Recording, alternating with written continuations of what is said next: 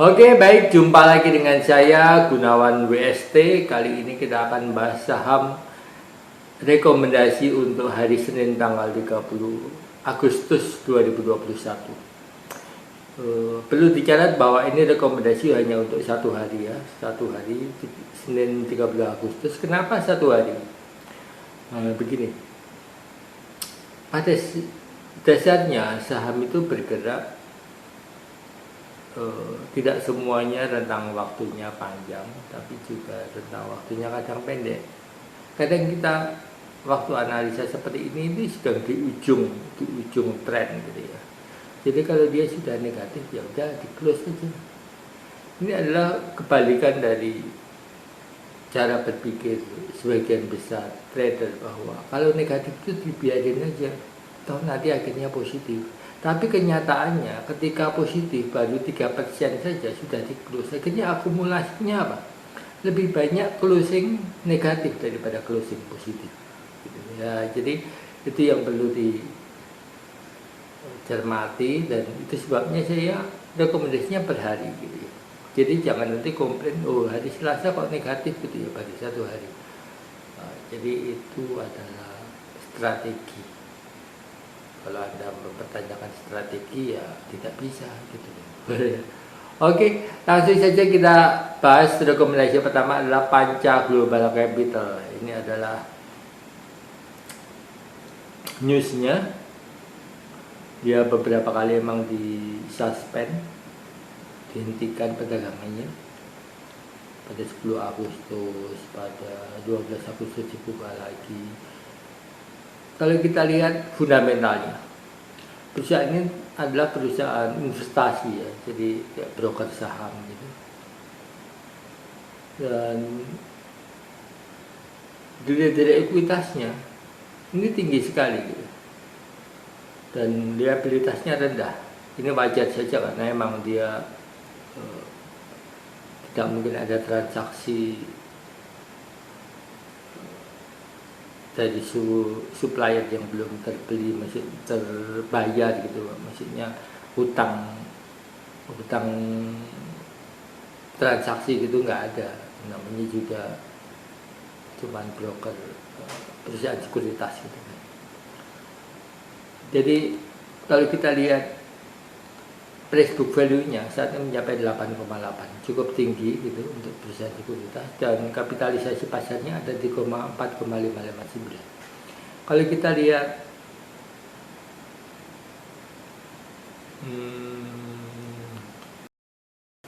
revenue-nya dan net income-nya ya cukup bagus. Net profit marginnya dia ada di 19,4, 118, 103, ini cukup bagus ya. Jadi apa yang dihasilkan dari revenue-nya dia itu cukup tinggi gitu. Memang itu karakteristik perusahaan yang bergerak di bidang perdagangan saham. Dan kenapa dia naik? Kalau kita lihat di Bollingernya ya.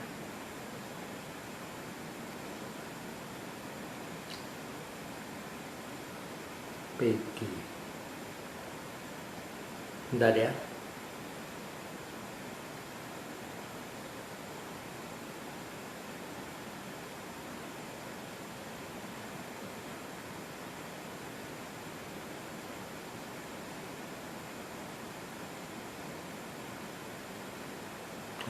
Kalau kita lihat grafiknya, dia naik secara signifikan. Ini adalah catatan dari saya bahwa pada tanggal di fundamental ada tanggalnya. Kalau di grafik ada kasih tanggal. 3 Agustus 2021 beritanya itu, catatan dari saya. Posisi cepat beli sampai G sampai 18%. Kalau kita cek ini ya. 18% saham, yang otomatis dia menjadi pemegang saham terbesar nomor 3, jadi bisa disebut pengendali ya, dengan harga 160, sedangkan harga sekarang ini 1620. Jadi sejak bos si cepat itu salah satunya juga grupnya Mcash gitu ya.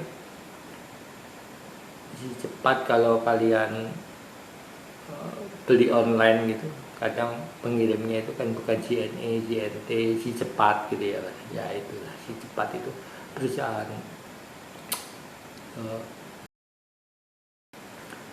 pengiriman yang relatif baru tapi berkembang cukup cepat.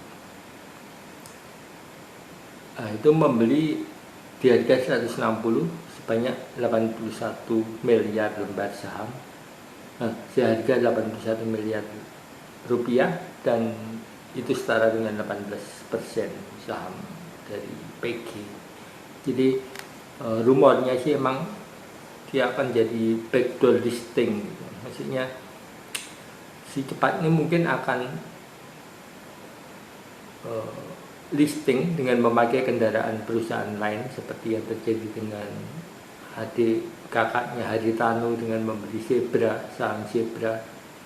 Nah, itu indikasinya seperti itu, tapi ini belum. Kalau kakaknya Haritanu itu kan membeli dalam jumlah yang masif, langsung dia jadi dominan.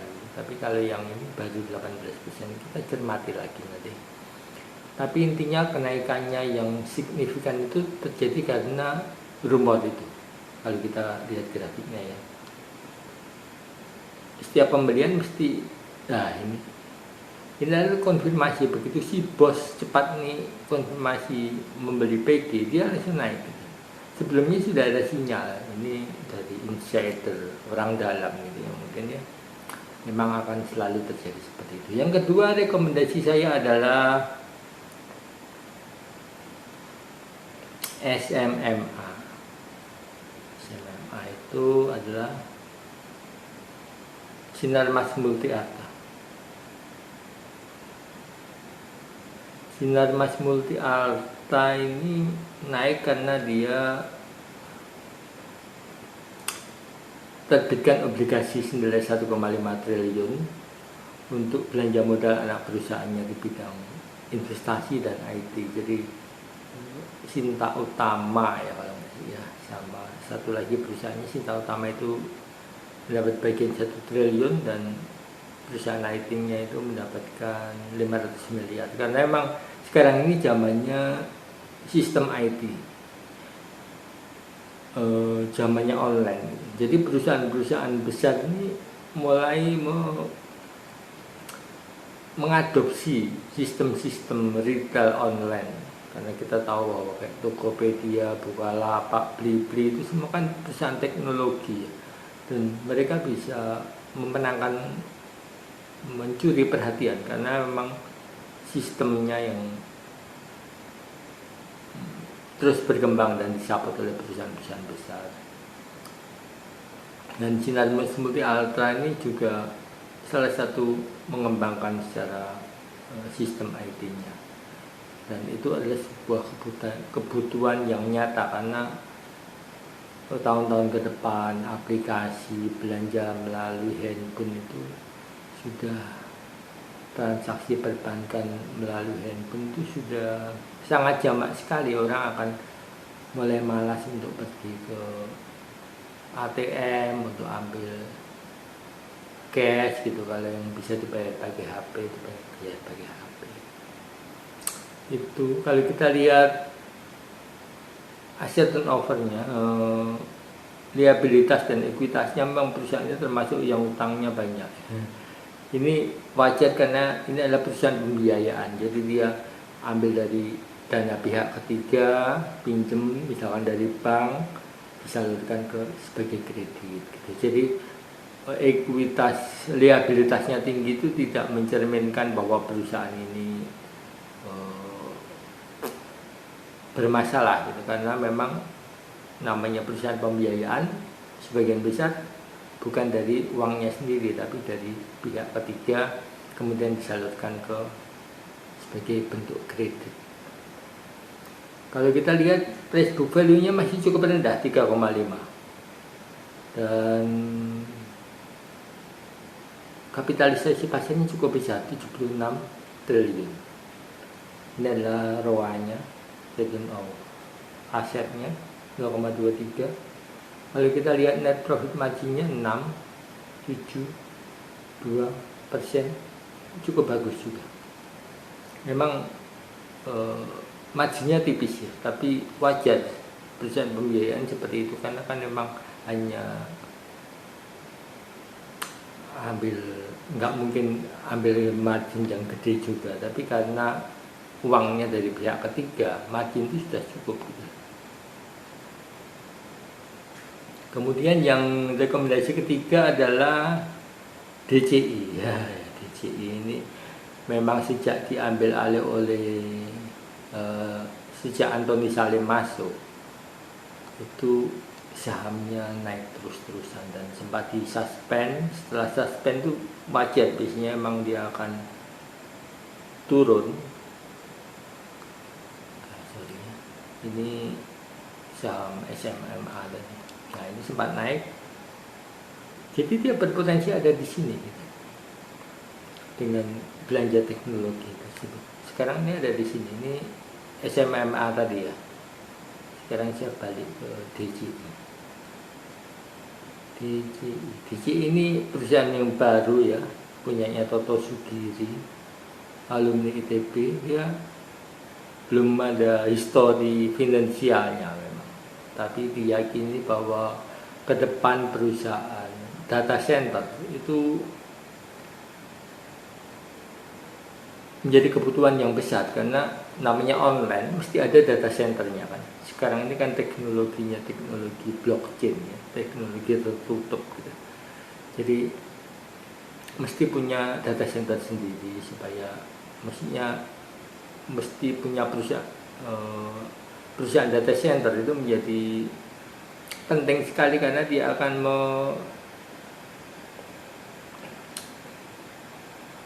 memanage data secara efisien gitu.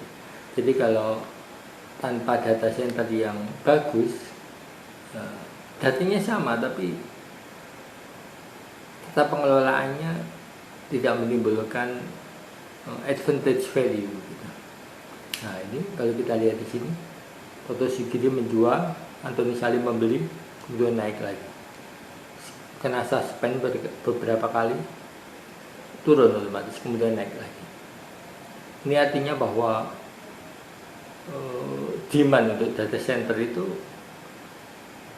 belum akan berhenti gitu.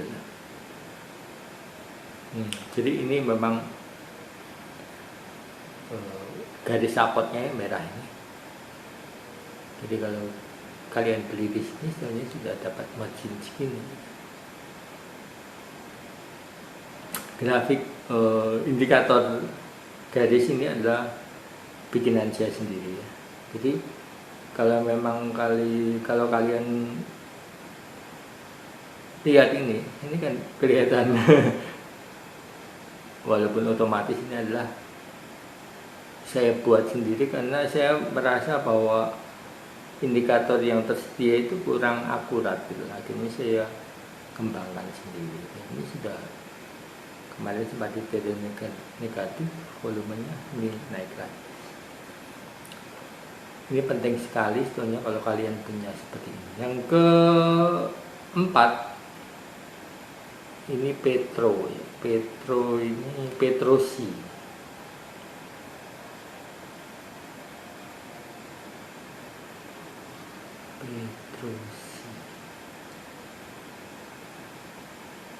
Kalian bisa capture ya berita-berita ini, simpen aja. Jadi nanti itu bisa buat referensi Anda untuk masuk atau keluar, masuk saham, keluar saham maksudnya. Nah, ini Petrosi adalah perusahaan pertambangan ya. Jadi dia pada 8 April 2001 dapat kontrak 2,7 triliun untuk jangka waktu 7 tahun, cukup lama. Tapi memang ini perusahaan Petrosi ini nggak terlalu besar ya. Kalau kalian lihat kapitalisasi pasarnya baru 2,2 triliun dengan price book value-nya 9. Jadi kalau dicek ekuitasnya itu sebetulnya cuman 234 miliar. Jadi nggak terlalu besar. Jadi ini adalah perusahaan kontraktor pertambangan gitu. Jadi dia dapat order dari Freeport atau dari perusahaan tambang lainnya untuk menggali, mengupas tanah dan menambangnya. Jadi dia hanya operatornya saja. Dan ini didukung oleh armada-armada, biasanya ya eskavator dan sebagainya. Jadi dia dari total liabilitas dan ekuitasnya cukup sehat, karena ini memang perusahaan operator ya, pasti dia memiliki liabilitas tinggi. Jadi ini adalah hutang dagang istilahnya. Jadi nggak semuanya hutang itu berkonotasi negatif, tergantung jenis bisnisnya. Jadi kalau memang mereka bertransaksi dan kan nggak selalu harus dibayar tunai kan, dan hampir nggak ada pembayaran tunai, itu biasanya pakai giro dan untuk jangka waktu pencairan tertentu 2 minggu atau tergantung kesepakatan. Jadi itu adalah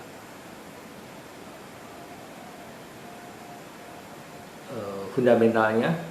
Kalian bisa lihat-lihat di sini. Ini adalah aktual ya. Waktu saya bikin ini datanya data online, jadi kayak seperti volume perdagangan dan sebagainya, ini adalah hari Jumat kemarin. Ini kan saya prediksi berdasarkan data hari Jumat untuk hari Senin. Jadi nanti hari Selasa pun juga saya akan prediksi berdasarkan data hari Senin. Jadi memang tiap hari gitu. Kalau kalian lihat video-video saya terakhir, kalian bisa tahu. Dan semua prediksi adalah per hari. Jadi jangan komplain kalau hari Selasa kok beda lagi. Ya memang hari selalu beda gitu.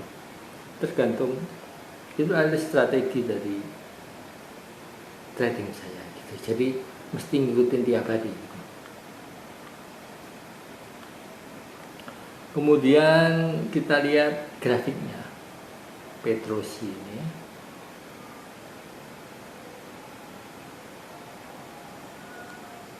Bentar ya.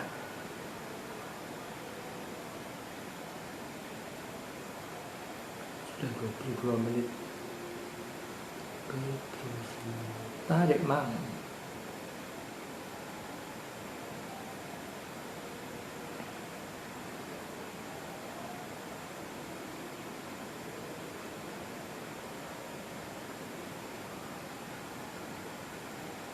Ya ini Petrosi. Ini dia naik cukup tinggi. Ini juga kemarin ada masalah dengan kontraktor ya, 60 miliar soal pembayaran gitu. Dan sudah clear, sudah berdamai. Ini sahamnya naik. Nah itu saja rekomendasi saya, semoga berguna. Kita akan nilai nanti hari Senin malam ya, gimana rekomendasi saya hasilnya. Seperti yang akhir-akhir ini saya selalu memberi review hasilnya gitu. Jadi saya tidak cuma memprediksi tapi terbuka untuk hasilnya. Jadi memang kalau jelek ya jelek, nggak usah diikuti. Kalau bagus, kalian bisa pertimbangkan bagus atau konsisten nggak prediksi saya. Terima kasih, sampai jumpa lagi di lain kesempatan. Jangan lupa share, like, dan ajak temannya subscribe. Thank you.